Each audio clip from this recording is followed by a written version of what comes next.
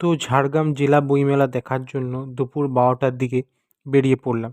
প্রথমে ট্রেন, তারপরে বাসে উঠে কিছুক্ষণ বাসে বসে তার কিছুক্ষণ পর বাসটা ছাড়লো, পৌঁছালাম শিলদা।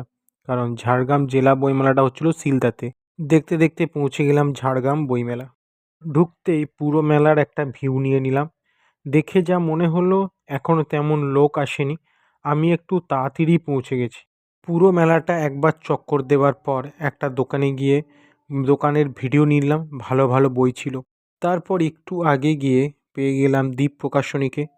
একদম নতুন নতুন বইগুলো আছে, কিন্তু দোকানদার নেই, তাই ভালোভাবে ভিডিওটা নিয়ে নিলাম। তার আরেকটু আগে গিয়ে পেয়ে গেলাম বিভা প্রকাশনীকে। একদম নতুন বই, আর যে বইগুলো খুব বেশি বিক্রি হয় সেই বইগুলোই আছে। তারপর মেলাটা আরেকবার ঘুরে দেখলাম।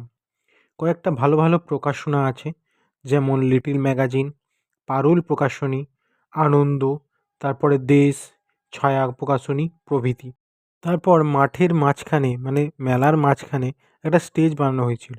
বিকেলের দিকে মনে হয় কিছু প্রোগ্রাম হবে মনে হয়। যদি হাতে ধরে গুনি মোট 10 থেকে 15টা মতো দোকান আছে। আর দোকানদারের সঙ্গে কথা বলে জানতে পারি তেমন লোক আসছে না। আমি যখন গেছি তখন তো লোক ছিলই না।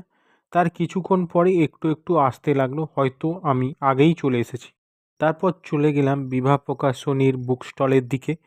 কয়েকটা বই ঘেঁটে দেখলাম, যেমন চাঁদের পাহাড়, অঙ্কুর বরের ডহর, সায়ন্তনী পুতণ্ডের চুপি চুপি আসছে। এছাড়া এআর কুল পোয়ারোর প্রথম খণ্ড। অবশ্যই নিয়ে নিলাম অনিমেষ প্রামাণিকের লেখা আলেকজান্ডারের গুপ্তধন। তারপর ওখান থেকে বেরিয়ে সোজা বাস, তারপরে স্টেশনে গিয়ে ট্রেন।